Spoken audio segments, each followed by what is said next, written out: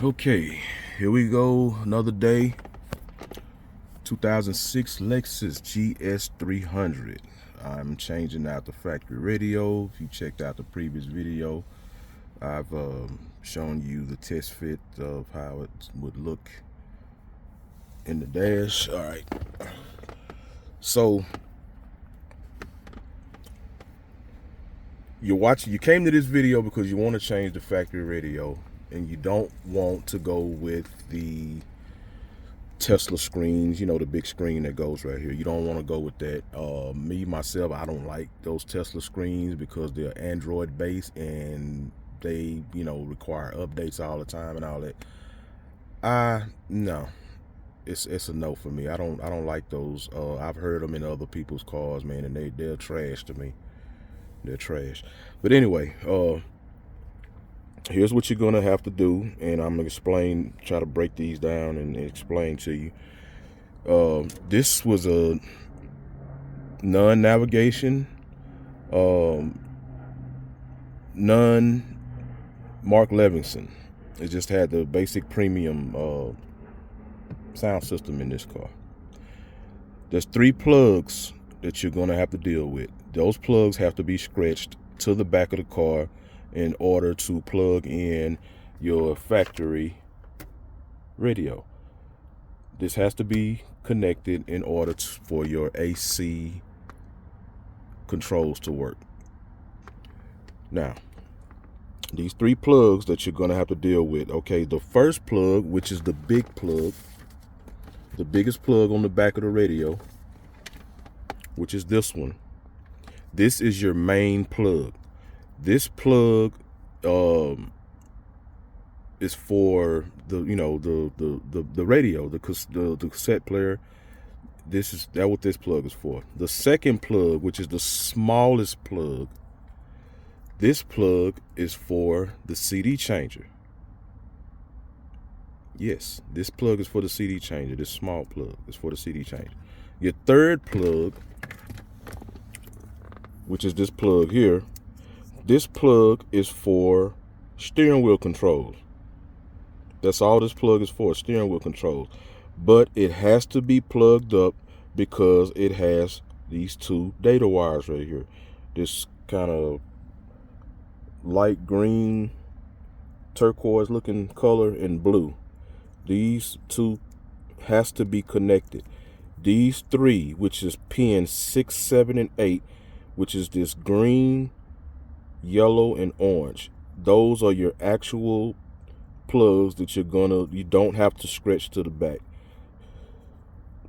1, 2, 3, 4. Those are the only 2. These black and white and the green and blue. These are the ones you have to scratch to the back to connect to the factory radio. Now, I've already cut off the other plug, the big plug and the CD changer plug. This plug's going to my Sony radio. I've already connected it, and I put a butt connectors on the end to put on. Let me explain the wire that I'm using. I'm using Cat 6 Ethernet cable. No, this is Cat 5. Cat 5E Ethernet cable, and it has 8 wires. There's 8 wires coming up out of here. These wires are pretty much the same gauge. No, it's a little smaller. I take that back. It's a little smaller, and I'm gonna tell you why. I'm using this, and it's okay to use this. This wire, the actual wires is to the radio are quite thin themselves. Now, the reason why I say it'll be okay is because you're not using any sound. You're not going to use any sound out of the factory radio. All your sound is going to come from your aftermarket radio. So running those together, which I'm going to have 2 runs of this going to the back. They're not shielded, and they don't have to be shielded because I'm not using the sound coming from the factory radio. my sound will come straight from the Sony radio. So I'm gonna have to run those, and I'm gonna have to run two RCAs, two pair of RCAs. In doing that, I can go straight to my amplifiers instead of having to go through the factory amplifier. Now, the Sony stereo comes with this plug right here. This is a steering remote, and it comes with this. Now, if I can't get this to work, I already know that number 6 on here has to be grounded. Number 6 has to be grounded along with the black wire on here that says ground. See, stereo remote ground. And input 1 and 2, which I have to figure out which one goes to where, the orange or the yellow. The orange or the yellow. If this doesn't work, I already have one of these. I don't remember where I got this from. It was in my closet. I got like a couple other. I got one from Pack Industries too, and I got another one that I took out of a car that I bought from auction. And you know, I just throw this stuff in the closet, man, because I know later on down the line I'm gonna need it. So if I can't get that to work directly from the radio, then I can connect this. And the wiring diagram is on their website for Toyota, Lexus, and pretty much all the Toyota and Lexus are the same wire. Similar, not all, they're not exactly the same. The plugs on these for the steering wheel controls, the plug is the same, but the wire colors may be different. But it's going to tell you that no matter what car it is, it's going to be it's going to be pin 6, 7, and 8 that you have to use for steering wheel. And that is the only thing which trips me out. That is the only thing that is offered to the Lexus GS family, is the steering wheel control retention modules. That's the only thing that's offered. They don't offer a kit. They don't offer anything else other than steering wheel control. So right now I'm gonna continue wiring this up. I've already put my butt connectors for this plug. Oh, wait a minute, let me break it down, which wires you're gonna need and which wires you don't need. Okay, on your big plug, which is the biggest one, these are the wires that you're gonna need to run to the back. The wires that you're gonna need is this gray wire, which is your 12 volts, which is your accessory. When you turn the car on, or you put it in, just turn it on without starting it, for the radio to be on, you need this wire, this gray wire. Your memory is your light blue wire. Now there's two light blues, but the light blue, which you need to get you a test light, because those are the same color.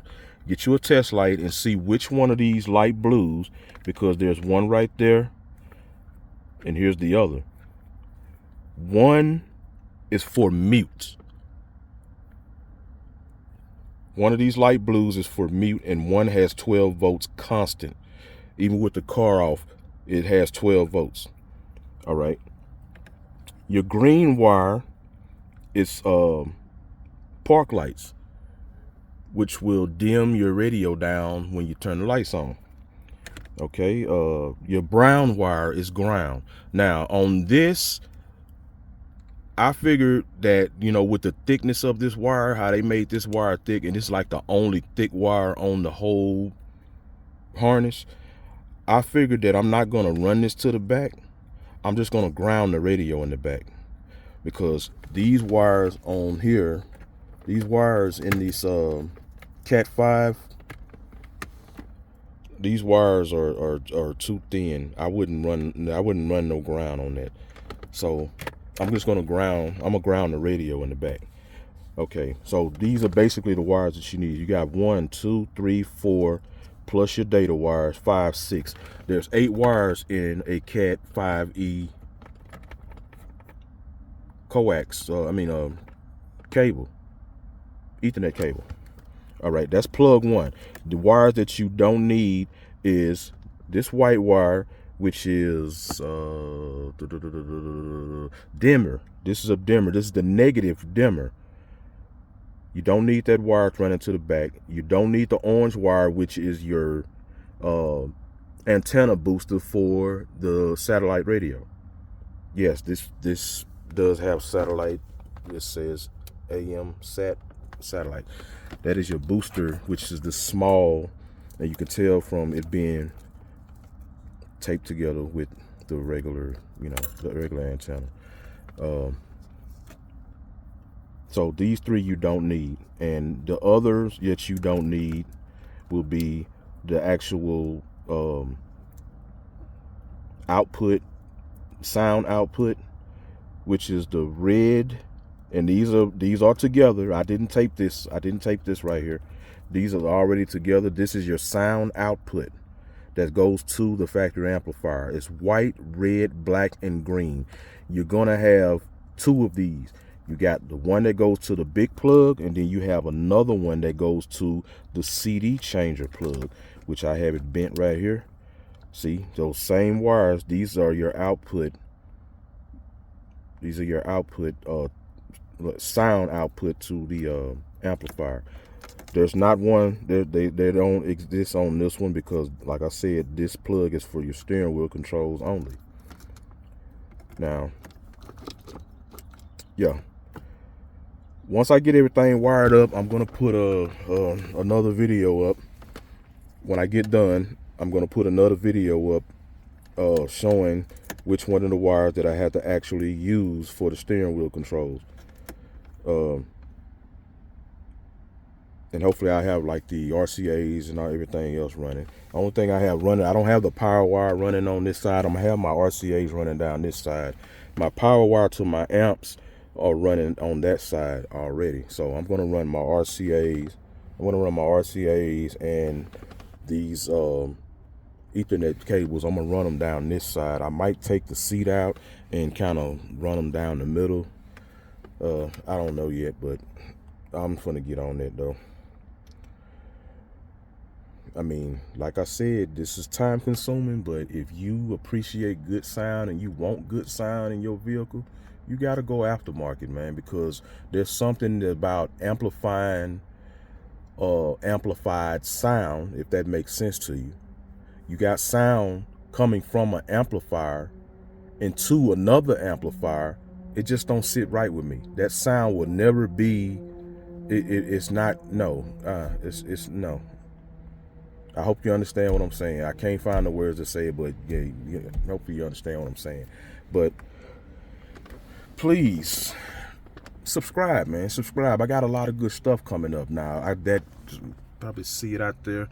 That Lincoln right there, I'm gonna put a system in it, but I'm gonna keep the factory radio in there. For some odd reason, yeah, it sound comes from the actual radio in that vehicle instead of having to go through an amplifier. Because this pretty much it's sending data. It's pretty much sending data through these instead of actual sound. You can't hook this up to the radio. I haven't tried it myself. Maybe I will, and post a video about it to see if actual sound comes from these wires, because it could be digital signal that's coming out. Then you have to get a DA converter, which is a digital to analog converter. I don't know, but I'll just subscribe, man. I got some good stuff coming up. This is my Tahoe right next to me.